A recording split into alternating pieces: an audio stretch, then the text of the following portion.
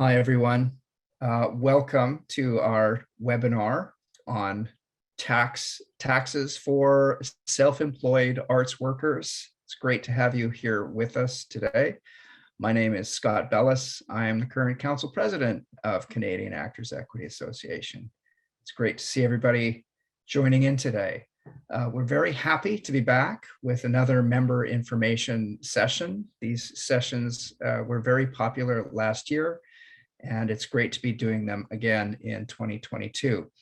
This time we have a seminar on taxes to answer your questions about everything from deductions to dividends, and hopefully this will help to make filing your taxes as a freelance artist a little less overwhelming this year. I'm talking to you today from Vancouver, which is my home. And I would just like to do a land acknowledgement. Vancouver is situated on the traditional unceded territories of the Musqueam, the Squamish, and the Tsleil-Waututh First Nations. I recognize the long relationship that these people have had to the lands and waters of this area, and I recognize that that relationship continues to this very day. And I feel very grateful to be able to live and work on these lands. I'm just going to read Equity's statement of affirmation. This is something we do at all of our public events with our members, and it goes like this. Equity embraces an open and inclusive environment and encourages respectful behavior that affirms the dignity of all individuals. Equity further recognizes our shared responsibility for vigilance in creating and maintaining those environments. Equity recognizes a shared history with Indigenous, First Nations, Inuit, and Métis peoples in Canada. In honor of those who have gone before us, Equity commits to working toward understanding and actionable practices of reconciliation. All right, now some housekeeping items. There will be a PowerPoint presentation, and if you're a member who is using ASL interpretation, you need to check the side-by-side option under View Options at the top of your screen. Then you can make the presentation window bigger or smaller.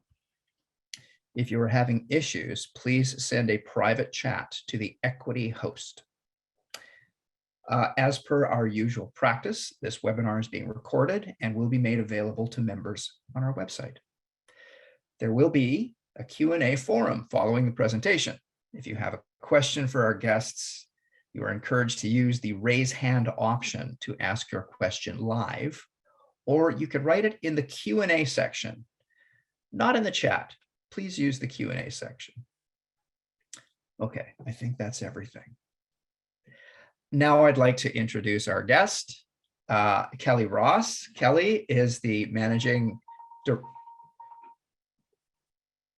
Sorry, pardon me for a second.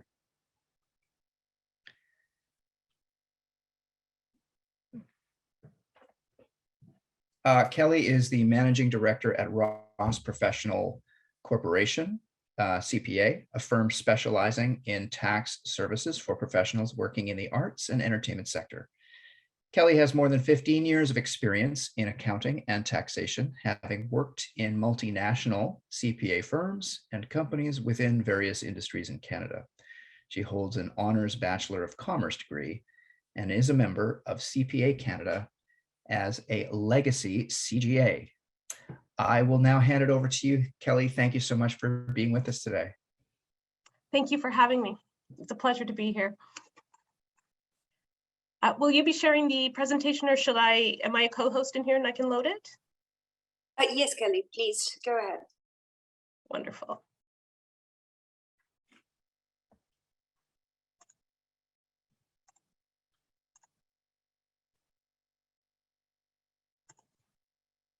Okay, can you see that properly? Are you guys good?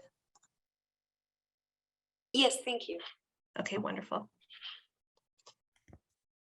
Well, I wanted to go through a bit of an agenda for you guys today and what I wanted to cover, and I'm going to open it up to a lot of questions. There's been some questions that came ahead of time. Thank you very much for everybody who did go ahead and come forward with those, because it's great for me to know what it is that you're looking for information on.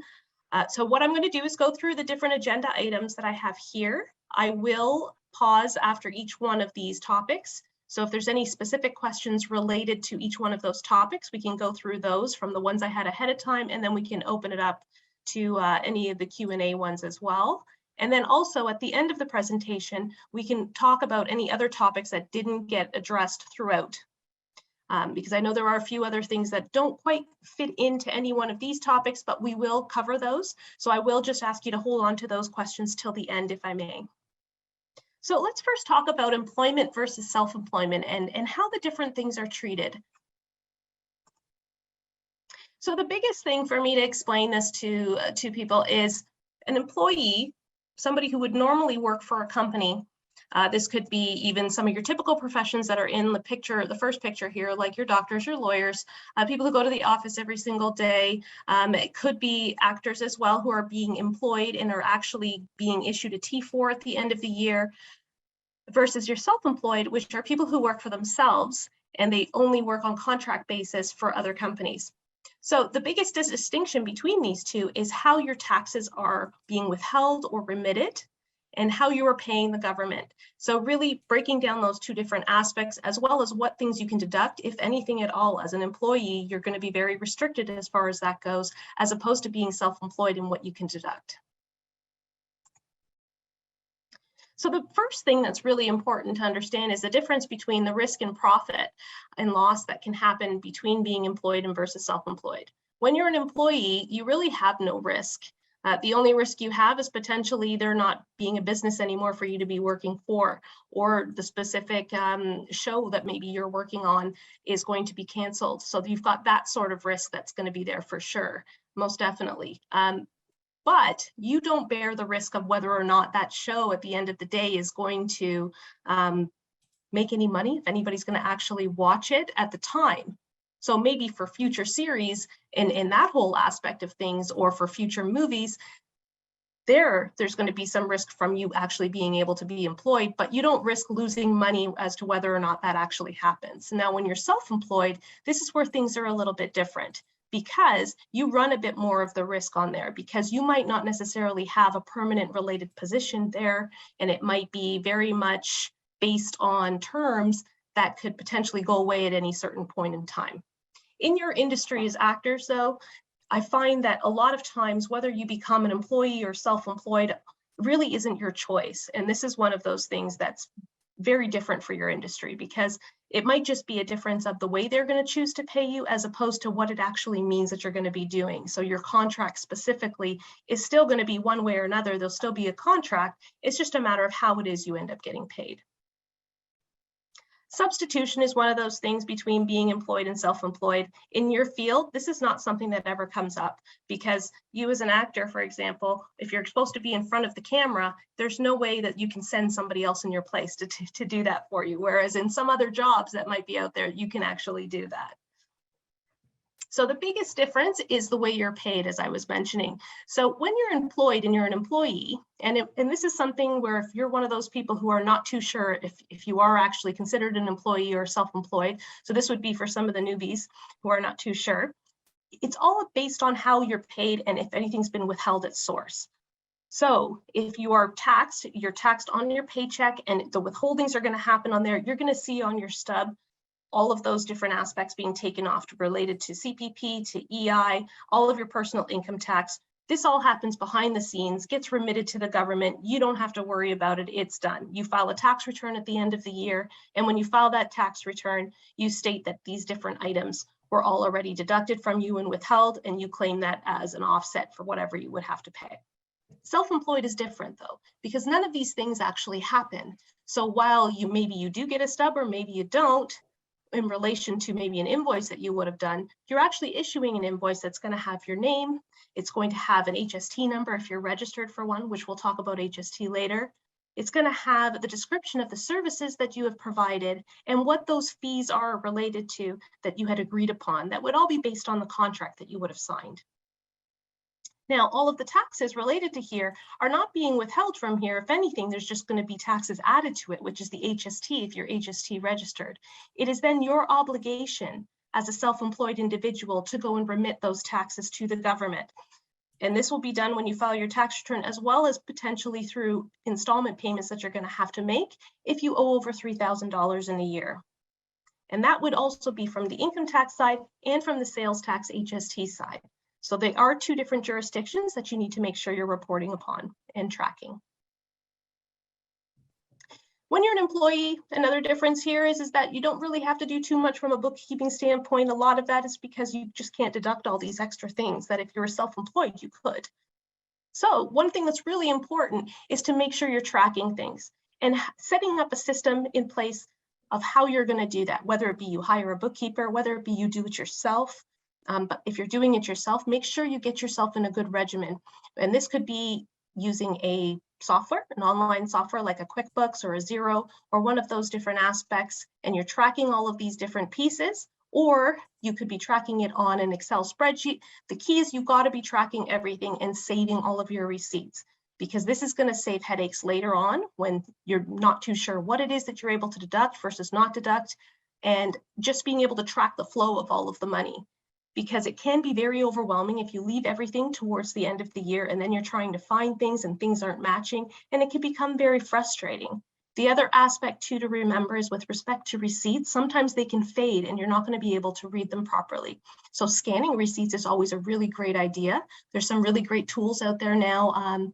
One that I know that is used quite frequently that people love is called Receipt Bank, where literally you could be just finished incurring that expense. You take a picture with your phone and it uploads right into the system, and it starts to help you start to classify things based on things that it knows. There's going to be some unclassified that you classify later, but it can really help.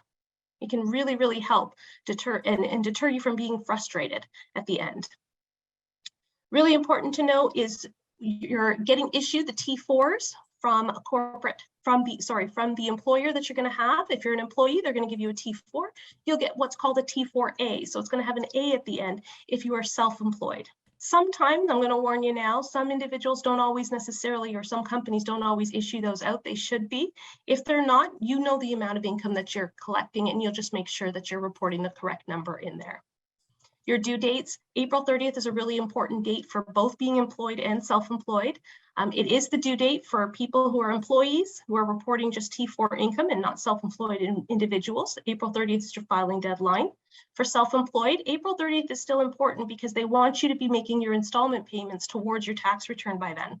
So everything should be paid up or at least estimated well enough for them at that point, even though the tax return's not due till June 15th. Kelly, this is one of the interpreters. We're just going to ask you to slow down just a titch, and it's time to switch, Christina. Sure, sorry about that. Thank you, no problem.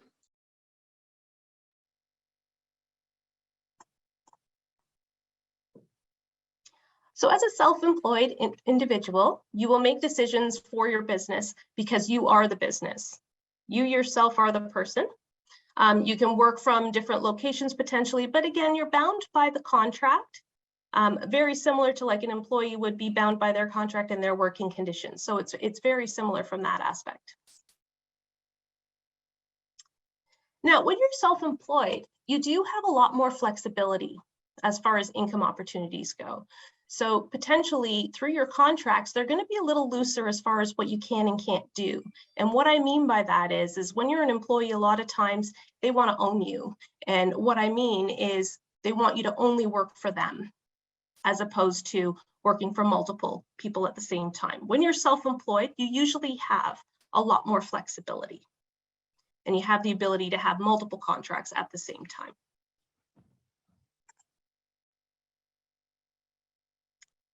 Now, one of the really big things that people get kind of stumped on is that if you're not planning when you're self-employed, you could end up in a lot of trouble at the end of the year. So not only from tracking aspects, but financially as well.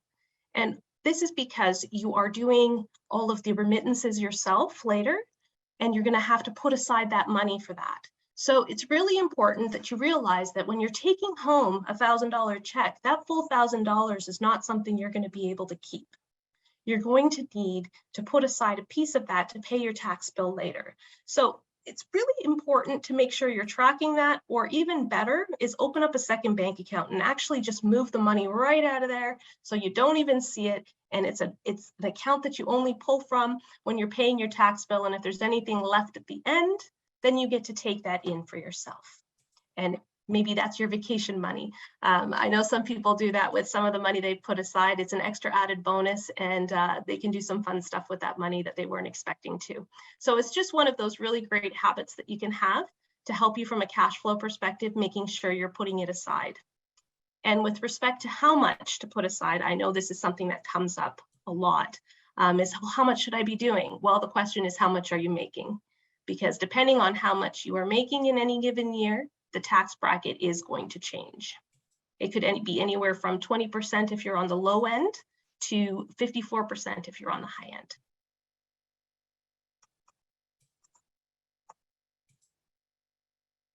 So it's really important as a self-employed individual to really be marketing yourself a lot. And really as an employee and in your industry as a whole, I believe you guys really have a good pulse on this because you are your business. You're the one, you're the face of it all. You're the one who's got to sell yourself in order to generate that income. So you're really entirely responsible for your success in order to be able to generate the money and earn the money. So keeping yourself motivated and stop yourself from being discouraged will really, really help in these different aspects. What's really important to understand too is your benefits, what benefits that you do have if there's going to be a difference between whether you're employed or self-employed as to what that will look like.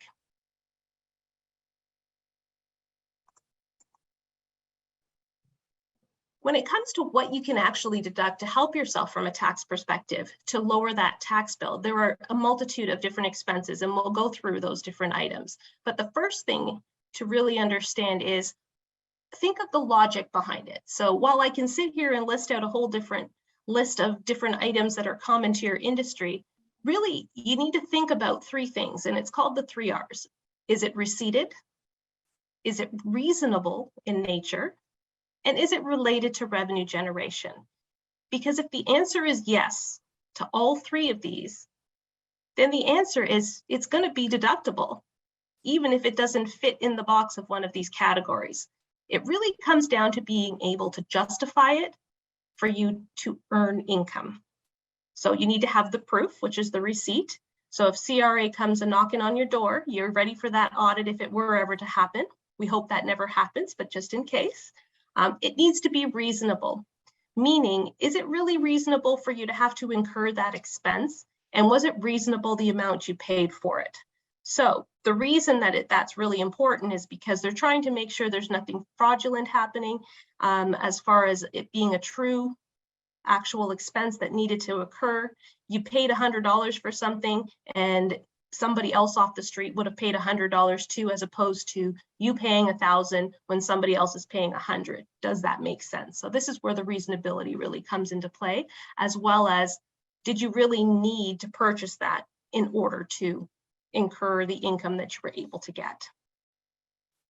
So it has to be related specifically to revenue generation. So in your industry, and this is one of the things that you're going to have to argue, and when you get audited, there are some certain things that they will not understand if they've never audited somebody who was in your industry before. And one of the biggest things that I see come up is the justification required with respect to purchasing a wardrobe. So you need to purchase wardrobe in order to conduct your business. Or if you're somebody who's on the other side and you're not in front of the camera, for example, and you're behind the scenes, well, maybe you have to be in inclement weather and you have to purchase some of that clothing in order to stay warm in order to conduct your job. Well, these are expenses that are valid for you in your industry, and it makes sense. These may not necessarily make sense for other industries. A perfect example of that is myself. I'm an accountant. I'm wearing a business suit today. I can't write that off as a deductible expense, even though I need to purchase this business suit in order to come to work every day. It's not a deduction I can do. So there is some justification and differences that you have to kind of go through when you're dealing with an auditor, because it's not something that is the norm. So it's one of those categories that kind of stick out to them as to them needing. Now, along those lines too, there's a lot of people who may want to justify whether or not that they can deduct things like getting their nails done, getting their hair done, maybe gym memberships, personal training, different things like that. Again, in a lot of industries, that may be something that you can't deduct. But in your industry, this may make sense. But again, you have to justify it as being needed for the revenue generation, not just for living every day. I mean, many people have gym memberships, so you need to explain why yours would be different and was needed for your role. Well, your contract that you have signed has said you need to stay at this specific weight and you must maintain this amount of muscle mass and whatnot, depending on the role that you've taken. Well, that justifies you needing potentially the membership. It justifies you needing a personal trainer potentially if the role that you've just taken on has said you need to bulk up and get 20 pounds on you, or do the opposite and you need to drop 20 pounds. Well, you're going to need some help with that, and that's totally justifiable. And now it becomes a deduction for you. When it comes to your hair and nails and whatnot, well, again, this to me kind of fits into that whole wardrobe area because you're going to need it in order to be on camera if you're going to be on camera. So different aspects of that. But at the same time, I'm not going to allow someone to justify your nails and your hair if you're behind the camera, because what did you need to get those done for? So again, it's all reasonability to what it is that you're incurring the revenue for. So all to be justifiable. Now, if you went and got it done at a certain time to get headshots done, that's different. Now that's going to be deductible. So all reasonable. You've also got to think about it from the relative nature, from the timing and all those different aspects. So let's talk about some other specific expenses. So some general ones that everyone should have here is like your association fees, any agent commissions or management fees that you've incurred for any of your work, any telephone related expenses. This includes your cell phone, could even include your landline if your address for business is your home and you're self-employed. Even if it is your home stuff, a portion of that can be deductible because you can have a home office in order to generate all of your administrative functions, all of your calls related to all your callbacks, or any of your logistical matters to do with the work that you're incurring in those various contracts. So that becomes very deductible. So you just have to work out from a home office standpoint. With the telephone, it would be based on your usage. So if you say 75% is business related and 25% is personal, well, 75% of those cell phone bills can be deducted. Now, when it comes to the space that you're in, well, let's say you have a desk set up in an area that you do some work on and you do all of your filming. You've got a backdrop, for example, that you're using. Well, this is an area that you've got set up specifically for you to work out of. So you want to check your square footage in comparison to the rest of your place. So let's say that's 20% of the, let's say it's a condo, you have 20% of that space is going to be deductible for every expense related to running that condo. So if you're renting it, for example, that would be your rent expense. If there's condo fees, that would be the condo fees, a percentage of that. So 20% of the whole bill for the year. Let's say any utilities you have to pay for. Now, let's say you own it instead of rent it out. Well, this would also include things like your mortgage interest and your property tax. So these really add up. So this is something that's definitely worth tracking and starting to deduct on there if you're not doing that already. And there is a section for that to claim that. You can't do that for purposes of generating a further loss for you. So if anything, you would carry forward those amounts. So if you, let's say you had income of $10,000, for example, a very round number we'll use, and let's say your expenses were actually $11,000 and you were in a loss position this year of $1,000. Well, you can't generate any further losses with home office expenses, but you can carry those forward because maybe next year you're going to make $50,000 and your expenses are only $10,000. So you'll be able to use next year's expenses plus this past year's that you missed. So definitely still worth tracking, even if you can't deduct them in that year, because you have to show them being carried forward. Then there's advertising and promotion. So what are you spending money on in order to promote yourself so you can get further work? Well, if these are things like your headshots and things like that, well, those will be 100% deductible. But if you're referring to anything entertainment related and you're, let's say, going out to a restaurant and you're networking with people, well, you can deduct that, but only 50% of that value. Anything to do with meals are going to be deductible or entertainment related. Also, if you have an accompanist, coaching classes, any other professional development that you have going on, those would be deductible as well for you. How about some music, downloads, some scripts, any books that you're purchasing? Again, this is all background research related items. And I'm going to bring up something that comes up often is questions around, well, what about all of my Netflix? I have Crave, I have all of these different subscriptions, so can I deduct that? The answer is yes, some of it, but it'd be pretty hard to justify that 100% of it is always related to you trying to do work or research and background research for your industry. A very good chunk of it would work. Also keep in mind that if you're living with other people, they've got used to those accounts as well, and they would be using it too. So you just want to be reasonable in the percentage that you're going to use to deduct those, but by all means you can deduct it, just be reasonable. Also office supplies, so if you're buying any paper, pens, any staplers, how about a computer? How about a new phone or a camera, webcam, all those different aspects that you need in order to, again, conduct your business or to also just advertise yourselves. Those are all different aspects you're going to need. Maybe you're buying a new backdrop that you're going to need to be able to deduct as well.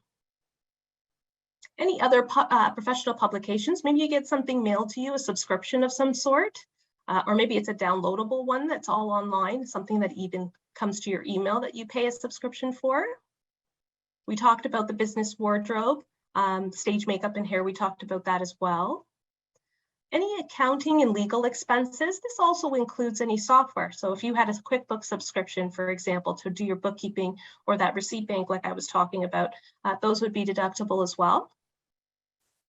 Any equipment, there was actually a question that I recall coming up that we'll talk about as well, but the equipment aspect of, well, what if I had to buy something? Like maybe an actual camera and it costs quite a bit of money. Well, you can't deduct the full amount for the year, but you'd be able to still deduct it over a multitude of years in what we call depreciation. So the government's got a listing on their site. You can do a very easy Google search anytime to type in CRA, CCA classes. That's the easiest search to do on there. And they'll give you a full listing of all different types of things and what percentage you can deduct each year in relation to that. So by rule of thumb, I say, you know what, if you're coming in under $500 for any equipment that you're buying, you can deduct it. But anytime you're reaching over that $500 threshold, you'll want to capitalize it and start doing some depreciation in relation to that. And that includes a computer as well. Now there's office or studio rental. So the office and studio rental, this category can kind of fall in with that home office piece that I was referring to with the piece of your home. But also, what if you're renting out something outside of your home? That would be deductible as well. Or maybe you have even a storage unit that you're putting stuff in for your wardrobe for future use as well, or some of your equipment that you might have to pull out for some of the jobs you're doing. Any transportation, this could be your subways, could be your Ubers, any of those different aspects, all are going to be deductible for you as well if they're from incurring work while you're working, that you need to do these different things. Any out of town travel or accommodations and meals while you're out there, those are all going to be very deductible for you as well. Photographs, resumes, demo tapes, etc. All those different aspects. One of the things that I just want to touch on to do with the out of town items is that you want to just make sure that if you're, especially if you're out of province or if you're out of country, it's going to be really important to track where it is, because the deductions from a sales tax perspective, as well as maybe even from an income tax perspective, especially if you're outside of Canada, are going to change. So you need to be tracking those a little bit differently. Then we've got other things like other materials or supplies that you're going to have. Bank and credit card interest. This is something I see people forget a lot about. If you're incurring any interest on those credit cards that you've got relation to any of your expenditures, that's an amount that can add up quite a bit if you're carrying the balance over and over, and that interest is deductible for you. Same thing with even just your monthly bank charges. Those are deductible as well. Any other rentals or repairs that you're doing to anything that you're using. Again, entertainment. This can also be like show tickets, theater tickets, any of those different aspects if you're watching things, maybe even an opening to something.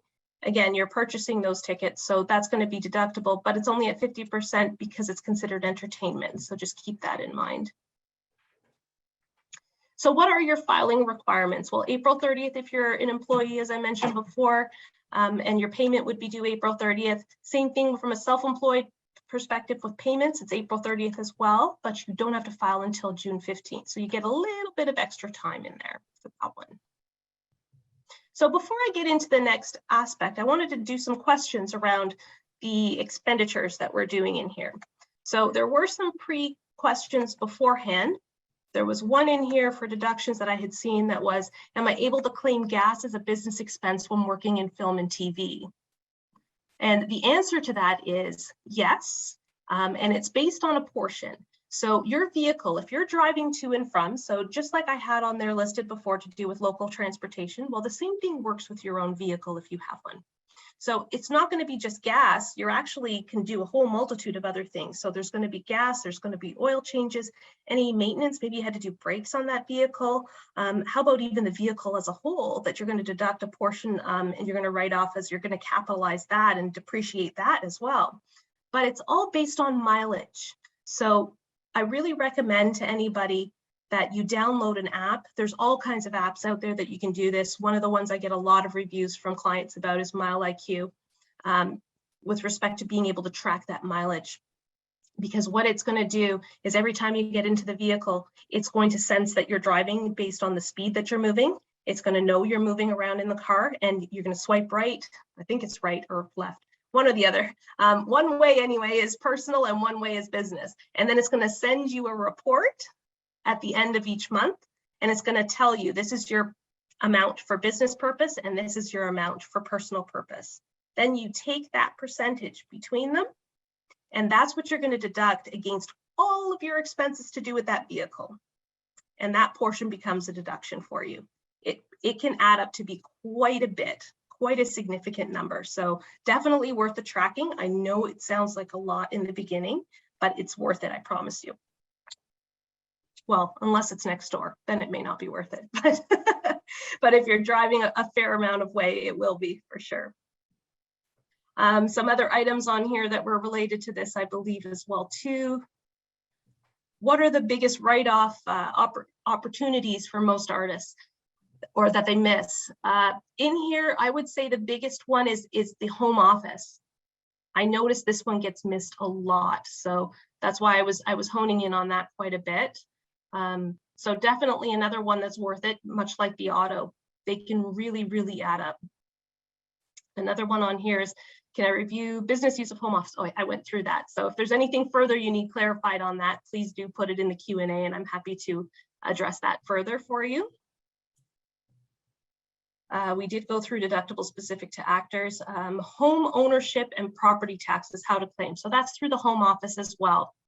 That's how you would do that. One of the things I will talk about, since we're back on this again, is you want to just be careful as to how much you're deducting for the home office. And the reason I say that is you do not want to have it considered a substantial portion of your home. And the reason for that is while the deduction can be a lot, when you go to sell your property, if it is considered your principal residence, you will have to pay capital gains on that, because now it can be challenged, because now it's an income producing property because you're working out of it. So you just want to be careful as to your threshold on that. To be safe, I always say you want to be under 25% if you can be, but if you have an actual studio in there, it can be justifiable to be higher than that. Just don't ever go over 50%. It is not worth it. It is really not worth the amount you're going to pay from the appreciation in the value of your home. Now, if you rent, total non-issue. The only issue you might have on that side is going to be to do with any insurance or with your person who you're renting from, who might say you're not allowed in a contract to conduct a business in there. So you just got to watch the amount that you're doing from that ratio aspect. But if there's nothing limiting you from that side, go for it. If you're renting, you could do the whole amount almost. If you're doing it, well, let's not get carried away, but you get the idea on that. It's not as bad for you because you're not worrying about that principal residency and any capital gains impact. And I believe that was it from that side. Maybe we can go to the Q&A and see if there was anything else on that topic to talk about, or if anybody else has got some questions they want to talk about on those. Hey, Kelly, yes, there are a few questions on the Q&A section. And the first one is, if I can scan a receipt, does that mean I can then throw out the physical copy in terms of CRA auditing purposes? You sure can, as long as it's going to be legible and it's accessible at a later date, you can. Another question is, I incur a monthly checking account fee. Are you saying I can deduct this? You can if it's your business account, and that's where your business activities are going through. If I claim a portion of my house for office space, does that count as capital gain if I sell the house? Not if it's a small portion. So much like I was talking about before, you don't want to go into the large percentages. You want to keep that number down as much as possible. And the follow-up question to that was, how does that work, capital gain on a property? But okay, so similar to like what I had said on there. So the capital gain on the property. So if you're going higher, so if you end up going as to what's considered significant, then the portion of then you're putting at risk it being your principal residency at that point, and any gains in relation to that property when you sell it, you're going to have to pay tax on 50% of that. So you don't want to go there. Avoid that at all costs if you can. Kelly, you mentioned this in your presentation, but there is a question about, can you please go through what complications there are when you are both employed and self-employed? So I'm going to take this question as kind of being more from the side of what happens if you have both, and I'll answer it from that aspect. The answer to that is that you're just going to have to report on both sides. So you can report the employee side where you're going to show your income coming in as employment income on your top line in your on your T1 personal income tax return. And then you're going to have your offsetting deductions of what was withheld at source based on your T4 that you would have been issued. And then you're also going to have a schedule called T21 to 25, which is where you report your self-employed earnings. So in there, you're going to list the additional income that you had as a self-employed individual, and then list out all of your expenses you had there. Thank you. We have another question. Are there still strict guidelines regarding what room in your house qualifies as an office? Yes, there are. So those are still there. It's all about what the space is being used for. So if you have a space that is designated solely for filming and doing all of these different business related activities, then there's nothing to worry about. It really comes down to being justifiable as being used for business purposes. And that's really what it comes down to. And then you're going to do it based on space that's used. So you're actually going to measure your square footage of that space being used in comparison to the rest of the place. Thank you. Especially, I think it's in relation to the question above, especially when the employment is now remote at home office work since COVID. Yes, so it was a follow-up to, or in relation to the question above. Yeah, and there's some specific things on here. So when I'm hearing this remote at home office work, a lot of that is in relation to when you're considered an employee. So this is where home office deduction's a little bit different as an employee than self-employed. Self-employed, you're putting it on that schedule for home office. If you're an employee and you're expected to be working from home, you want to get issued what's called a T2200 from the employer, which says you need to be working from home. There was small amounts that you could deduct automatically without that form due to COVID, but if it's anything outside of that norm, or anything that's going to be more than just a couple of $100s, you want to get the full-blown T2200 form from them, which says you need to work from home so you can deduct those additional expenses we talked about before. Thank you. How do you figure out what tax bracket you are in? Well, it's really based on the amount of income that you're doing. So whatever your total income value is that you have to claim on your tax return is going to have a different amount. And it's quite the calculation to kind of figure out, because depending on what province you're in or what province you are working in or considered resident of at that point, the rate is going to be a little bit different for the provincial piece versus the federal piece. But in general, up to about 44,000, you're looking at about a 20% tax rate. When you get over 200,000 is when you are at the higher 54% tax. And then it's incrementally all in between. As a rule of thumb though, just kind of, I usually tell people put 30% is probably where most people are kind of at. And keep in mind, even when I say after over $200,000, you're at the 54%, it's not for all your income. Everything up to 200,000 was at the lesser bracket. So it just keeps kind of incrementally changing. So everybody has a different effective tax rate. Easiest way to kind of look at it is if your number is pretty much the same each year you think you're making, take a look at what your tax return or notice of assessment would have said as far as what your total income number was and what your taxes payable number was, and work out what that percentage is. Do some math on that. Whatever that percentage of difference is there, that's about what your effective tax rate is if you're staying within that that same norm year over year. Kelly, there are still a number of questions. Please let me know if it's okay to continue with. Yeah, please go ahead. Okay, thank you. Does MileIQ work with bus and subway so I can figure out what percentage of my 12 monthly passes have been used for work? I don't know, to be honest. That's a good question. I would imagine it still would, because it would go on for the speed. I believe it's based on speed that you're going. What I would suggest is you actually download it and try it out.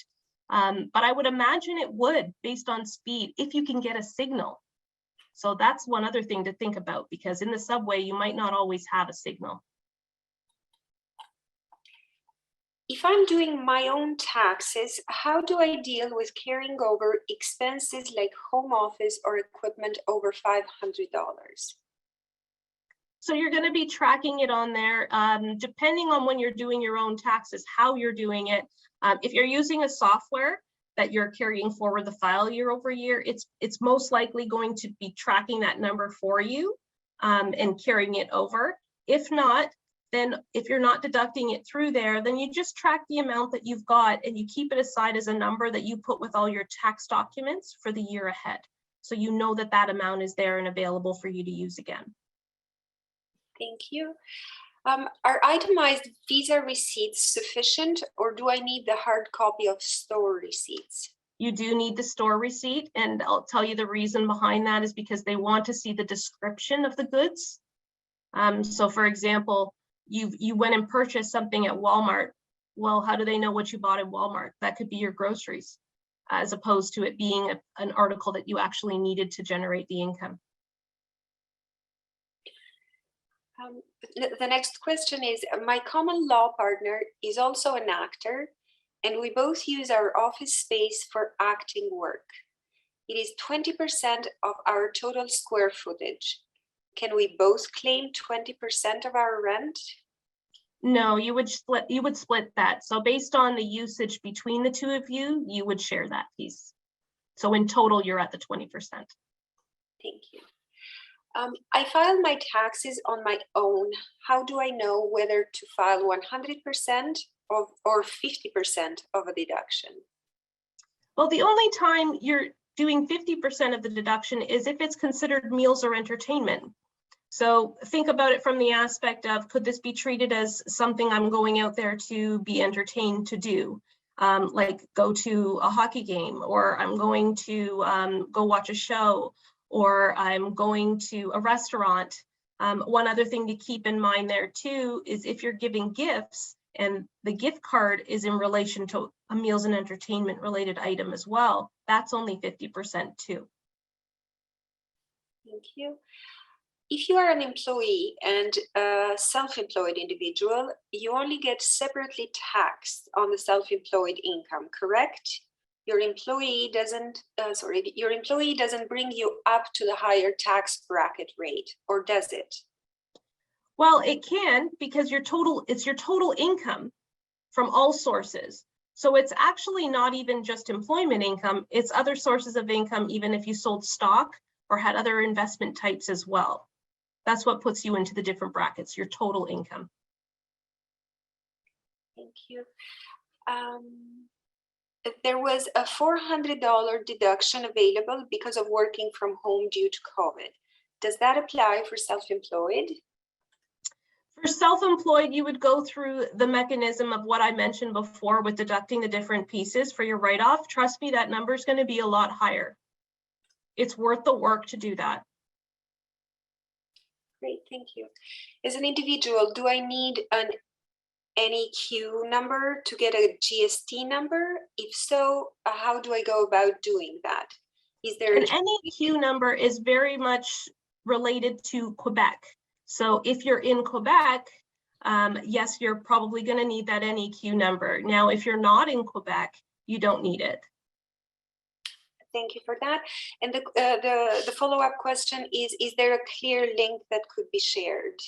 And maybe the member is in Quebec. Sorry, a link for, for the NEQ or the GST? Yes. That would just be on the main Revenue Quebec website. They should have a spot in there to register for an NEQ number, should be there. Thank you. On my return a few years ago, CRA changed income from an acting contract that was recorded on a T4A slip from being professional income to being other income, which made them then revise my whole return and how much I owed. How do I make it clear to CRA that T4A income is professional and not other? So this one, it's very interesting because I'd be curious as to why the whole thing got changed unless the slip somehow got duplicated in there when they were doing the calculation.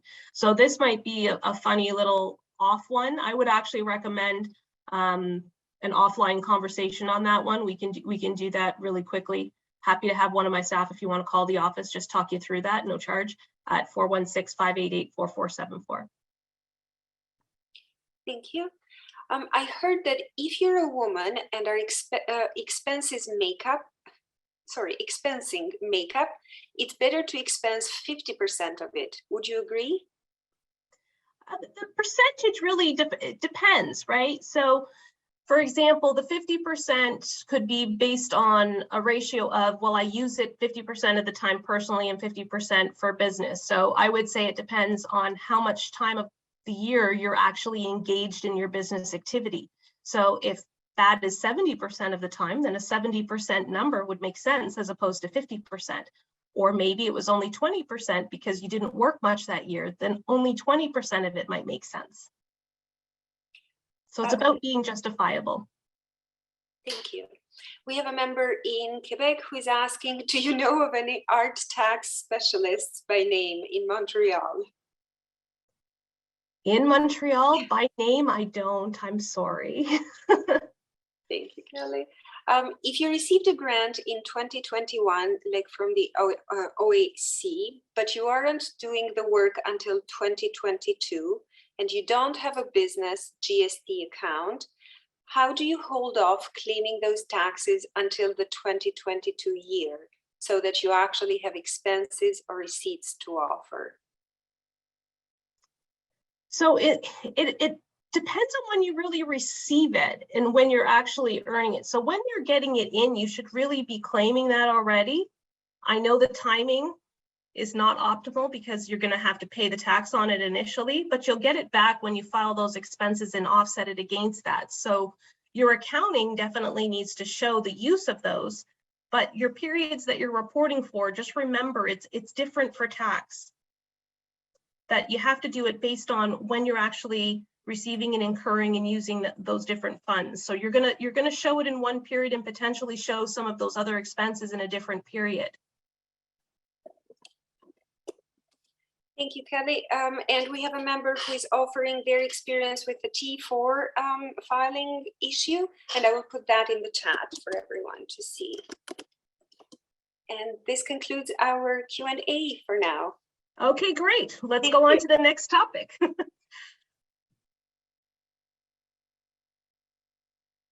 So one of the things I get asked a lot about is when people are wanting to invest, it's which vehicle should I use? Should I use my tax-free savings account or should I use RSPs? And my favorite answer in the tax world is it depends. And the reason is depending on your situation and what makes sense today versus maybe 10 years down the road. So first, let's understand what each one of the vehicles does and what their tax implication is, and then we can compare them as to when it makes sense to do one versus the other. So with tax-free savings accounts, for example, your room increases each year and the government gives you a certain amount of money that you can use to contribute into the savings vehicle tax-free. Since 2019, that number's been $6,000 each year.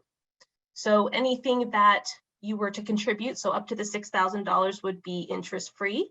Now, if your investments grow, because you can invest in stock even within the TFSA account, not just putting cash in there. Let's say the value of those increases from $6,000 to $10,000, for example. That's not going to take away from your room for next year or make you in an over-contribution scenario because you didn't contribute more than the $6,000. So it's important to understand that difference in a threshold. So the growth is not taxable. And if you withdraw it, the room comes back.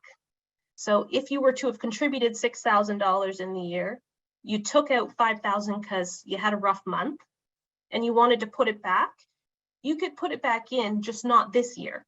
You'd have to wait till next year for that amount to increase for you. So for example, this year you had contributed $6,000, took out $5,000. I'm going to put back the $5,000 next year, but I also get an additional $6,000 of room for the following year. So you could actually put in $11,000 that year. Now, what happens if you become a non-resident? So this happens a lot of times with you guys. Maybe you got some work out in the US. So what happens to my TFSA account? Well, you can keep it, but you just can't generate any more room. So be careful on this one because people get caught on this sometimes. When you go into your CRA My account, it may show that you have the room of the additional $6,000 for the year. But once you file your tax return, they're going to take it back away from you once you declare your residency has changed because that room wasn't yours anymore. So you only get the room in years you were a resident of Canada. There is no effect to any other benefits that you've got with anything that you're contributing into your TFSA account. And you can end up in an excess situation accidentally where, let's say, instead of the $6,000, you forgot about the other $2,000 you had done at the beginning of the year. So you've over contributed. The penalty on that is 1% per month. So for example, if you've over contributed by the $2,000, then you'd be paying about $20 a month in penalties until you've taken that amount out. So the moment that you realize you've over contributed, you want to withdraw that amount out of there. So now let's talk about the RSPs and how those are a little different. So these ones, you don't get a certain set amount each year to be able to contribute. Instead, it's all based on employment income. Now, employment income is all sources of employment income, and it's going to be based on 18% of your earned income, up to the maximum contribution limit for that year. So any contributions that are being made, though, by the employer directly, or maybe through your union benefits or anything along those lines, make sure you understand what those numbers are, because that's going to reduce the amount of room you have as well. So you don't want to be over contributing in there because that's going to be an issue. And that is going to have the penalties as well that come along with that. There is a $2,000 tolerance level with RSPs. That's not there for TFSAs, but it is for RSPs. But once you've gone over the 2,000, then there are some significant penalties and you want to get it out right away. And the last deadline to contribute to your RSPs to help you with your tax bills at the end of the year is by the end of February.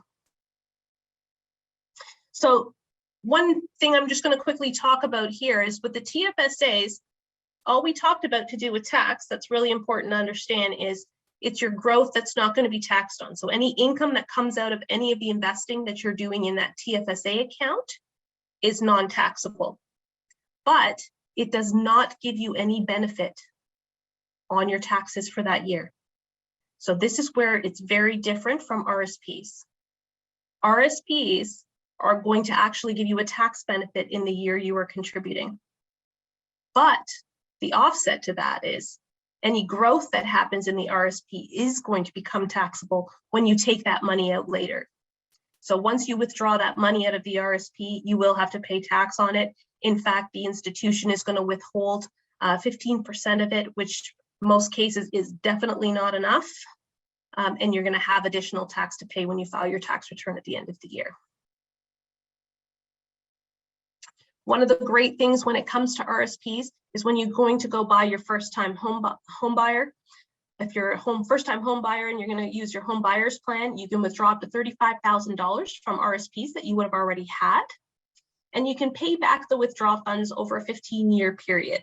So you do have to put it back, but at least there's going to be no tax impact on that $35,000 while you're basically borrowing it from your RSPs.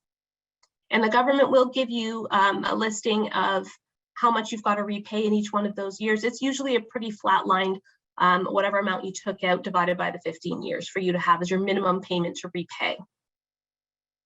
So there's going to be no withholdings in this case, unlike the other ones where the 15% would be withheld. You have the ability to do up to $35,000 as long as you meet the conditions of being a first-time home buyer. There's a written agreement to buy or build a home in place. You are a resident of Canada at the time when you do the withdrawal and purchase, and you intend to occupy the home as your principal place of residence within 1 year after buying or building it. Now there's another one. This is one that a lot of people don't even realize exists, is you have the ability to also pull from the RSPs from a lifelong learning plan. So let's say you decide to go back and learn more about a new industry. So you're changing industries from what you were doing before. You have the ability to now pull down from your RSPs and repay it over 10 years, so 10 years instead of 15. And you can get up to $20,000 from your RSPs. So $10,000 each year over a 2-year period in total. You can do this over. And you can do this for yourself or even your spouse. So potentially you could actually get access to $40,000, 20 from yours and 20 from your spouse in order for you to go back to school to learn this new industry in order to generate future income. You just have to repay it at the end. But a really important distinction is this is not a vehicle to pay for your kids' education. There's a separate vehicle, RESPs, related to that. This is only for you and your spouse. And a really great thing in here is that it's not limited to the amount of your tuition. So let's say for school, if the tuition's only $5,000 in total, well, there's nothing limiting you from taking the full $20,000. You can use that for anything you want. You can even use it towards a home purchase if you want. Nobody's limiting your use of that money at all. And you don't have to prove how you use that money. And then your repayment time is you have until January of the 4th calendar year after the year you made your first withdrawal to make the additional withdrawals, and you have to repay it within the 10 years. So let's recap on the TFSAs versus the RSPs. So reminder that RSPs have that ability to give you that extra $2,000 of tolerance if you overcontribute. TFSAs don't have that, and the penalty is going to kick in right away. RSPs are giving you that immediate tax benefit. So in the year that you are contributing, or even up to the February of the following year, you can contribute to your RSPs to reduce your tax bill. The beauty of them giving you till the end of February is that you can crunch your numbers from the year before to see if you need to do the RSP contributions to reduce that tax bill for yourself. TFSAs do not give you any tax benefit today, but they do give you the future benefit of the growth of any of those investments that you do. So when you take out the money later, you don't have to worry about paying anybody that. You get every dollar that comes out of there. So how do you decide which one works the best for you? Well, if you're doing it from a tax efficiency standpoint, it's definitely going to be based on how much money you're making and when. So you've got to do a bit of a projection as far as when you're going to be making more money versus less money. So if today you're making less money than you know you're going to be making 5 years from now, today is not the time to do the RSP contributions. Today's the time to do the TFSA contributions. And the RSPs is something you want to wait until you have the higher tax bracket. Because as long as you're in the smaller tax bracket, it doesn't make sense Because what could happen is when you go to withdraw those RSPs at a later date, you might be in a higher tax bracket. And now you're actually paying more in tax, more than any benefit you would have received in the year you would have been contributing those RSPs. So really, really important to strategize about that. I know sometimes cash flow is really what it's all about, and you may not have the money to pay your tax bill today, so you want to do the RSP contributions. Well, you got to come up with the money for the RSP contributions too. So think about it that way as well. It may not always make sense. So you just got to look at it from all different angles. And another thing to understand too is while RSPs are going to reduce the amount of tax you pay, it's not going to be dollar for dollar as far as the taxes payable go. It's reducing the amount of your taxable income, not your taxes payable. So for example, if you have $100,000 worth of income and that $100,000 is going to put you, let's say, in a tax bracket, let's say you've got about $30,000 of tax to pay. Making a $30,000 of RSP contributions is not going to make that tax liability go away. All it's going to do is turn your $100,000 of taxable income into $70,000 of taxable income. $70,000 is still taxable. So while it's going to reduce the amount of tax you're going to have to pay, it's not going to eliminate it completely if you're using the same amount. So just keep that in mind. You're offsetting the taxable income number, not the taxes payable number. So while that 100,000 went to 70, as we talked about, the taxes payable was, say, at 30,000, maybe now you've reduced that 30,000 to 20,000. So it's not always dollar for dollar, and you just want to keep that in mind when you're strategizing those numbers. So before we move to the next topic, I thought I would open that up to some questions to see if anybody needs any clarity on those different aspects.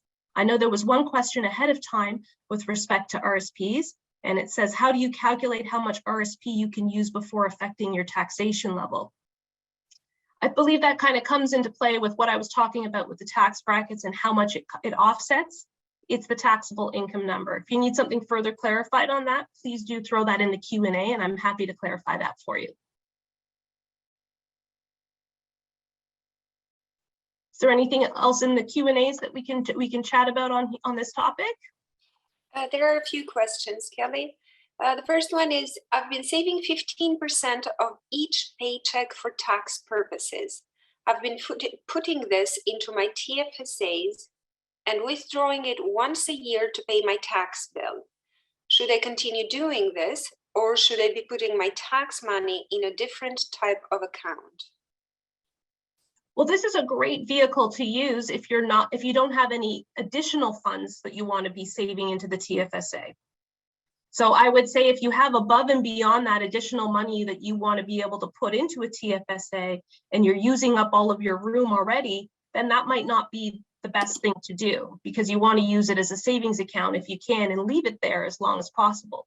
But if you aren't using that room today for any other purpose, absolutely keep using the TFSA. Thank you. RRSP taxation upon withdrawal. Is it only the interest accrued or the entire amount? Example, both what I invested and the accrued interest that is taxed? Yes, so it's all of it. Every dollar that you withdraw, because you're getting the tax deduction for the amount that you're putting in there. So when you make a $10,000 RSP contribution, you're taking a tax deduction of $10,000 against your taxable income. So now when you're withdrawing it, you're going to take that $10,000 into your income and increase your taxable income by the $10,000. So it's not just the growth, it's going to be whatever dollar amount you're taking out of the withdrawals that day. Thank you. Can you explain RRIFs? The RIFs. Okay, so RIFs are basically your RSPs that are getting converted. So what happens is when you turn the age of 71, there's an amount the government wants to get their money. So the whole reason they came out with this changeover of this vehicle is because they've already given you a tax benefit when you put that money in, but they definitely at some point in time want to get their money. So this is their way of making sure that they get their money out. and that you're taking your money out of those RSP vehicles and paying tax on them. So what they're going to do is, based on the value of how much you have sitting in your RSPs as of that age, starting the following year, so they'll send you something in summary based on how much you have, and it'll tell you a minimum amount that you need to be declaring to your income and withdrawing out of your RSPs each one of those years. And for each person, that number is a little bit different, but your financial advisor, whoever holds your RSPs, can tell you what that number looks like. They should be able to give you a projection of what that looks like today. Thank you. And I don't see any hands for live questions, Kelly, so Okay, great. We can continue. thank you. Okay, HST is my next topic today. So there's a few different things that I wanted to kind of go through. So registration, reporting requirements, any installment payments, penalties and interest, and most importantly, deregistration, which we'll get into. So the fastest way to get it, and the quickest way to get it is usually through a phone call to CRA. That might be kind of changing these days because they don't seem to be too great on the phones since COVID. It's 1-800-959-5525 is the main number that you want to call. You can also apply for this online by just going to the main CRA website. Again, and the keyword search is really great. You type in CRA HST and it'll come up, and there'll be a button there to select for register. Reporting for HST, generally it's about 3 months after your year end if you're incorporated, but as a self-employed individual, you file this at the same time as you file your tax return. Your due dates are pretty much in line, so it makes it nice and easy that you don't have an additional date to think of. So June 15th it would be due. Again, similar to your tax return. For income tax, they still want their money by April 30th, so you want to be making at least an installment payment by then. And speaking of installments, as I mentioned before, anytime you owe over $3,000 in a year, they want their money ahead of time. So this includes HST as well, separate from income tax. If you owe over the $3,000, then you're going to have to pay it usually in quarterly installments. January 1st to March 31st, it's going to be due by April 30th, April 1st to June 30th, due by July 31st, July 1st to September 30th, due by October 31st, October 1st to December 31st is due by January 31st. So you'll see the trend there. It's due 1 month after the quarter of the year. And just to give you a heads up, when you're registering for HST for the first time, as long as you're in your first year, you're not going to have to do those installment payments because you didn't owe more than $3,000 previously. So you'll be okay on that side. What's going to be tough is in year 2, once you're over $3,000, because in that 1 year, you're going to have to pay for 2 years worth of the HST. And what I mean by that is they're going to want the installment payments based on the amount that you would have had payable in the year before, that you're going to now have to break up into these 4 different pieces on top of your tax liability for that current year. So that year can be a little bit of a cash flow hit. Overall, you're going to end up in the same place, but there's kind of that overlap because any of those installments that you're going to make are going to be applied to the next tax return you're going to file, but now you're paying it up front on the front end as opposed to the back end. So I just wanted to warn you of that in advance so that doesn't become a surprise. So what happens if you're late? Generally, you're looking at about a 5% penalty and about 1% per month of a difference between what you reported and what you should have reported, or what you should have remitted and didn't remit. So those different amounts kind of go there, and it goes up to about a maximum of 10%. Really, really important is when it comes to registering for HST, you are obligated to register once you hit the $30,000 threshold within 4 rolling quarters. So you'll notice I'm saying 4 rolling quarters and not in 1 year. And the reason I'm saying that is it doesn't just follow calendar year, January to December, that you have to track.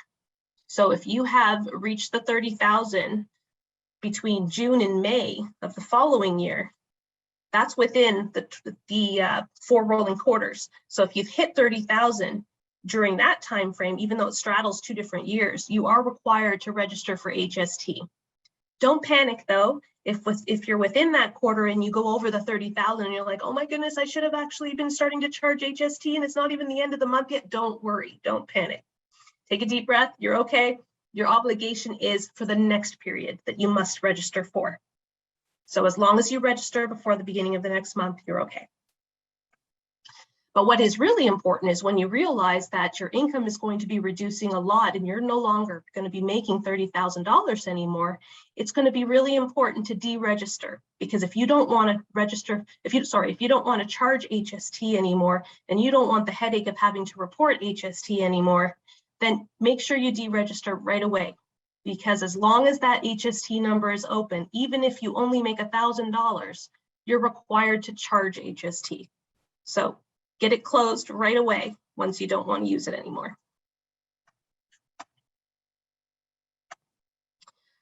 Before I even switch over to there, I will open up the floor for some HST questions.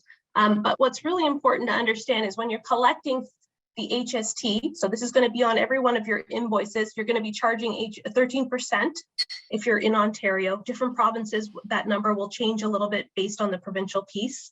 But let's just use Ontario as the example today.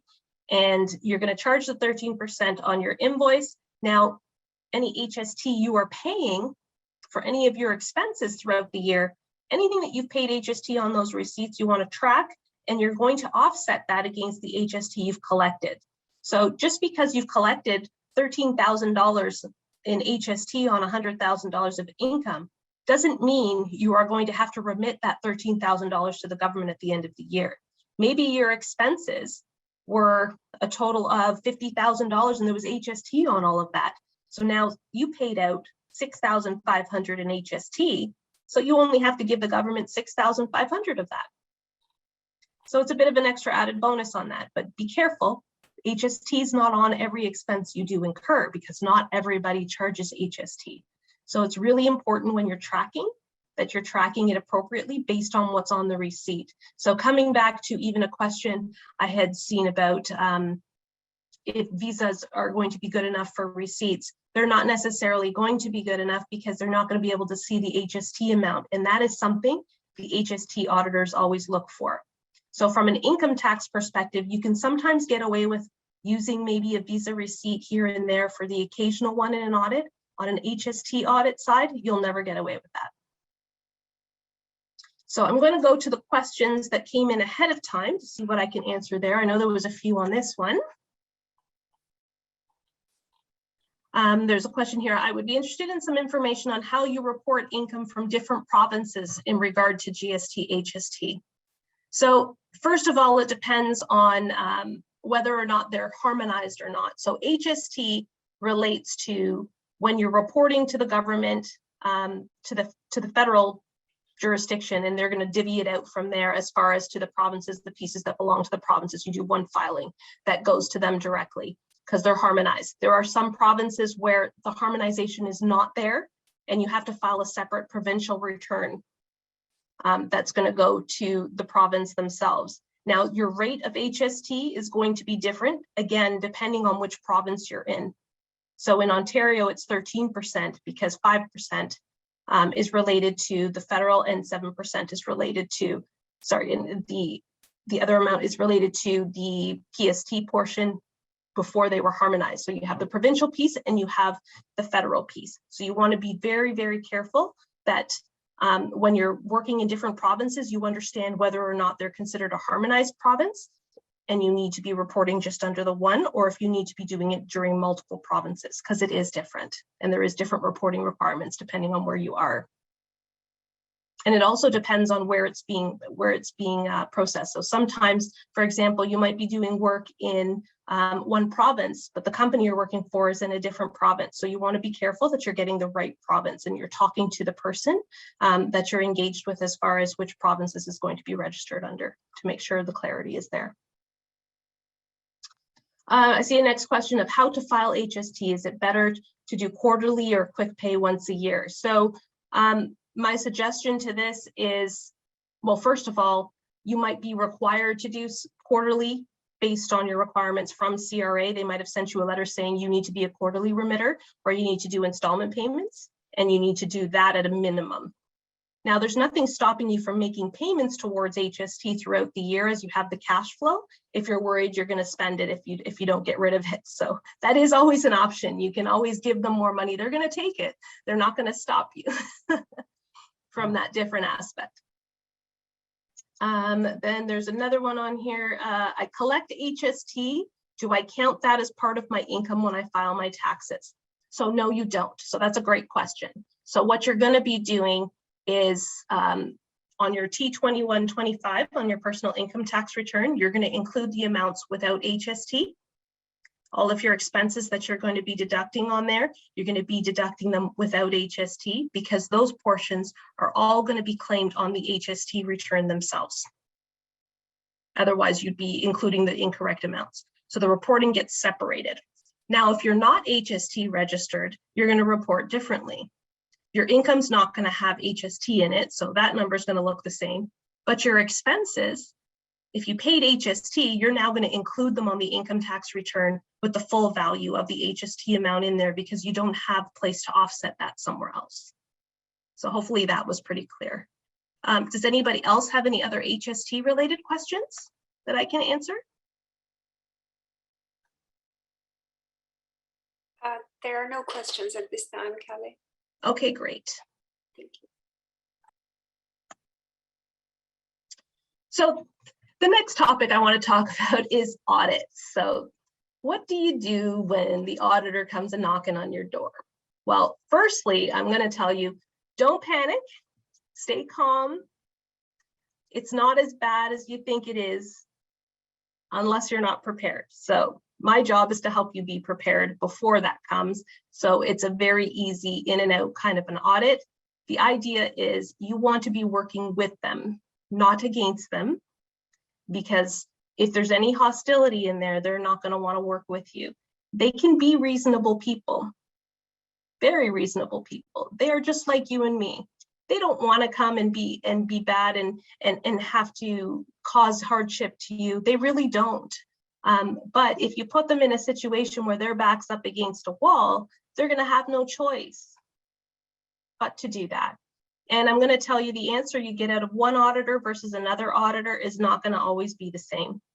One person might be willing to work with you and have a gray line a little higher than the one who's got it over down a little lower, and you might get away with a little bit more. So even though one person you know might have gotten away with something in an audit doesn't necessarily mean you are too. And the other aspect too is, as I mentioned before, is being clear. You need to be really clear with them to help them understand your industry. Because if they don't understand your industry, it's going to be really hard for them to understand some of the expenses that you're doing. So you want to be able to explain it to them.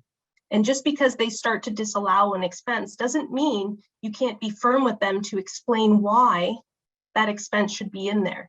But the key is you need to be respectful at the same time. So no yelling at auditors. A smile goes a long way. You want to be getting along with them and feel like you're working with them. And if you need an extension of time for anything, ask for it. Don't be late without asking.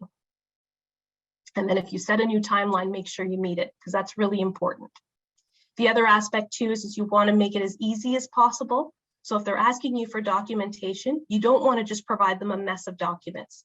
You want to actually label that for them. So for example, if they give you a letter and it itemizes a list of different things and it's got like 1, 2, 3, 4, 5, 6 on there, if you are going to put supporting documents for each one of those, you're going to want to put a number 1 and circle it on top of that piece of document that relates to question 1, question 2, same idea.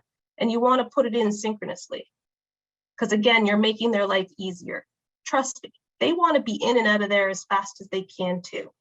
They don't want to be keeping an open audit on their desk for too long. So if you can make their life easy and you show them that things are matching up, they're going to get through that audit very, very fast.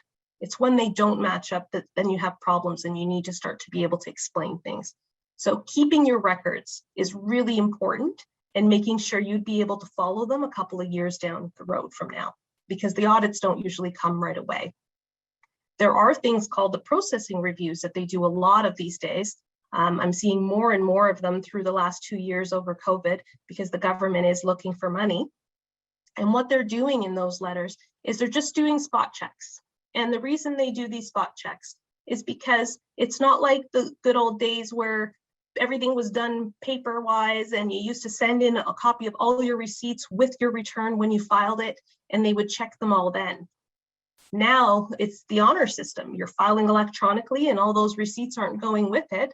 So what's happening is now they have to do their spot checks just to make sure that you are not being fraudulent on anything in there. So they'll pick different box numbers based on this year. They might say, you know what, anybody who has had meals and entertainment over a value of $5,000, we're going to send a letter just to check on them, or donations or medical or anything along those lines. They're going to do that. And they're going to do a quick little spot check. If you can match it, great. They move on. You won't even see an audit. Now, if you can't match it, they might flag something in their system and you might end up on an audit list in the future.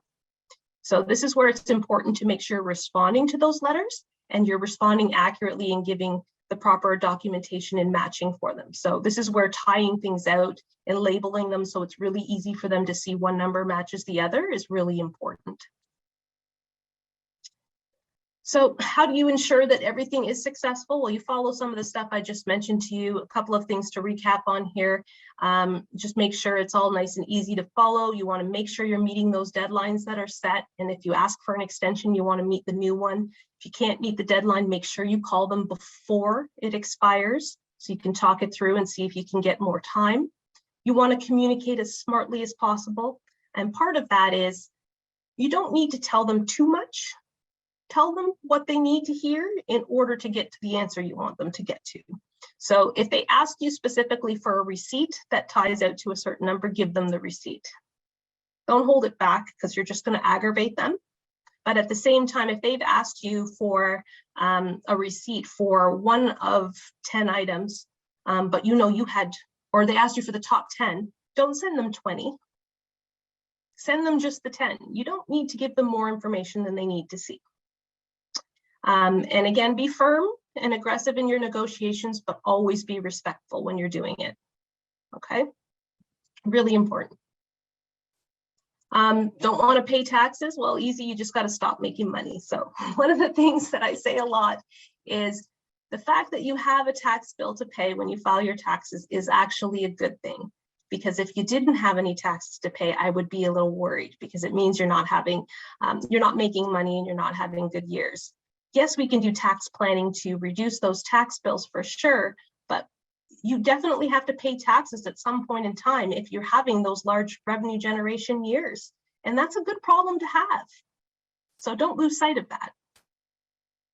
And as much as I would love to say I can go and ask to cancel my subscription to CRA and not have to pay taxes ever again, we all know that'll never happen. So I thank you for listening. I will open up the floor to questions again. This is my contact information. I am going to tell you guys what I do to many other people that I speak with as well as feel free to give us a call. I know a lot of you are going to try to do taxes on your own and you don't want to hire an accountant.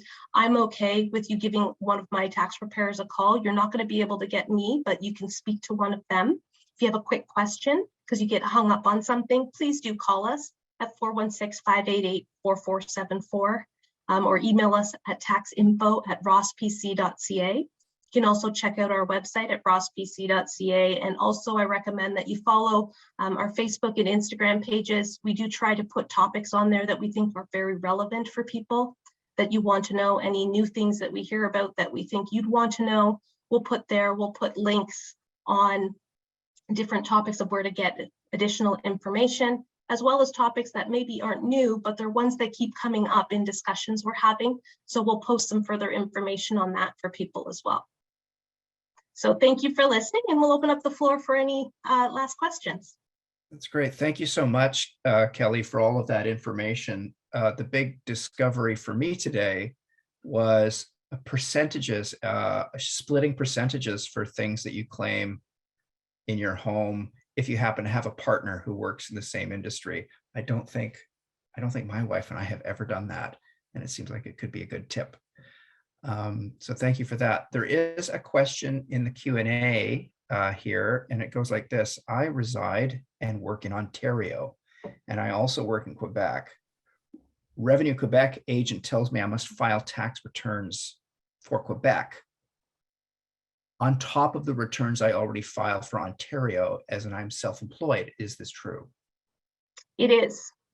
It's Okay. based on the income. So you're going to file a provincial return within your tax returns as well. So you'll file a provincial return and you'll file the regular federal one, which encompasses the Ontario within it. Great. I think it's a really important question, actually, because so many of our members work in different, like we travel a lot for work. I may be working in Winnipeg or Vancouver or Toronto.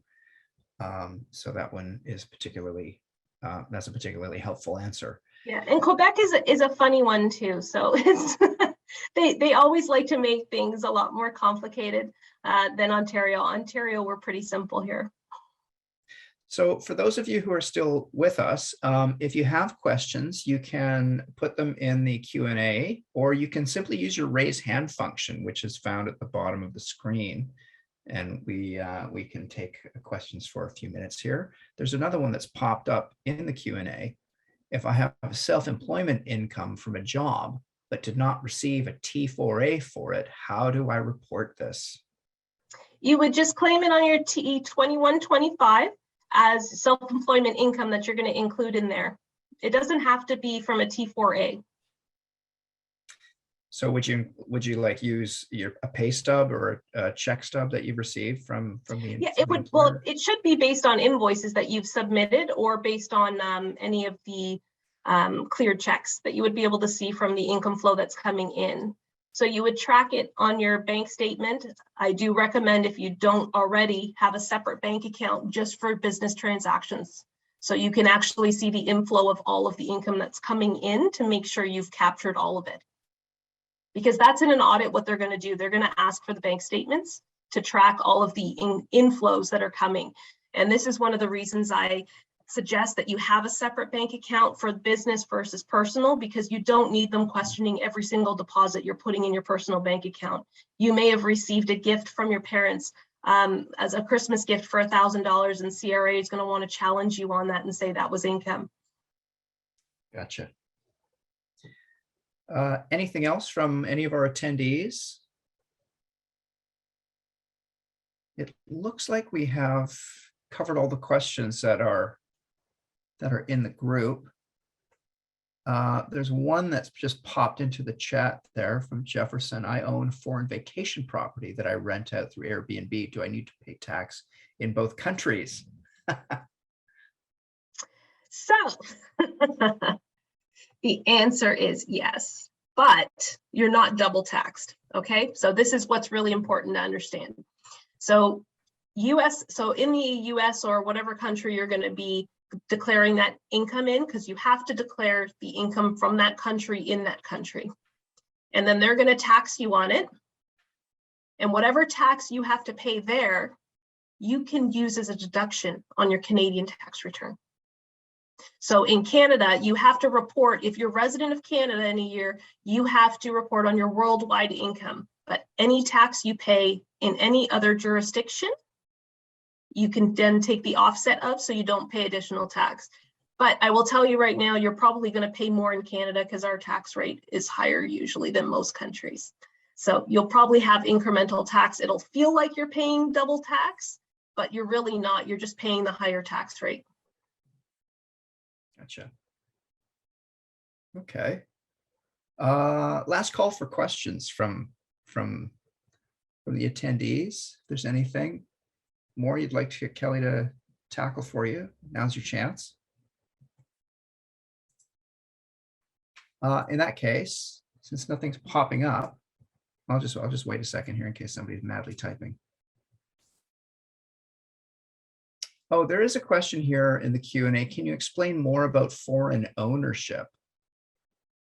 And I'm not really too sure what they would want sure specifically on there, yeah. but it'd be based on what you own. So I guess it would be, for example, if you owned a property and you have a rental property, for example, that you're renting out, or maybe you have invested in a business that's down there.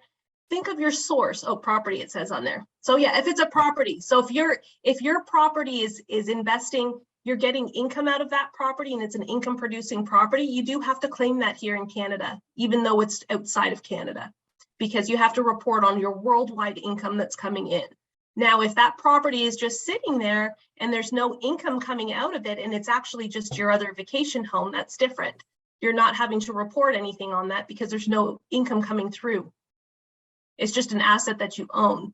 But when you sell it, you will have taxes to pay on that as well, capital gains. So don't forget that piece of it. Okay, thank you very much. You're welcome. All right, I think we're pretty much at the end of our time here. So I'm just going to wrap up with a couple of comments. First of all, for those of you who are still attending, thank you very much for being here with us.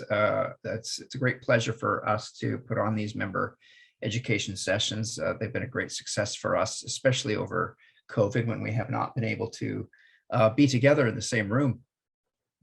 And of course, they provide a great platform for all the members to gather from across the country. So thanks for being here for those. Oh, there's one last question in the Q&A around the TFSAs. It's my understanding TFSAs are automatically sent from the financial institution to the CRA. Oh, TFSA info is sent to CRA automatically. Do we have to report on our accounts? Thank you very much. No, you don't. So you don't, in Canada, you don't have to do anything with that on your personal tax return. If you do file in the US though, I will warn you that you do have an FBAR form that you need to fill that out on as one of your accounts that exist.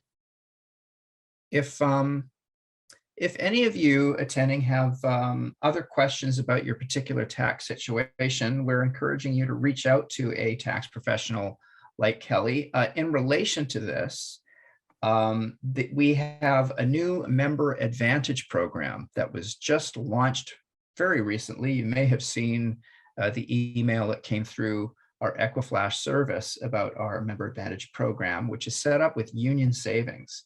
And they have in there, if you sign up for that program, they have 25% discounts on services from places like H&R Block and for TurboTax for doing your taxes at home. So I'm going to put the link in the chat here and check out that service. They have discounts on all kinds of things, including stuff for your car, electronics, entertainment, insurance. There's stuff for travel, health and wellness, all kinds of things. So please check out that our new member advantage program. You can also find information about that program on the front page of the website. It is right there right now. I want to thank you, Kelly, for sharing your time with us today. It's been great to have the knowledge and education for all the members. And I also want to thank our ASL interpreters for their great work today. Christine Forsyth and Francine Gillis. Thank you very much. I see Arden just coming back online to give a wave. And I also want to give a big shout out to our behind the scenes person, Ilona Nako, who was the disembodied voice who was reading all the Q&A questions earlier. Thank you, Ilona and Randy and all the staff for putting this webinar together. With that, I bid you all adieu. Have a great day, and we'll see you on the next one. Take care.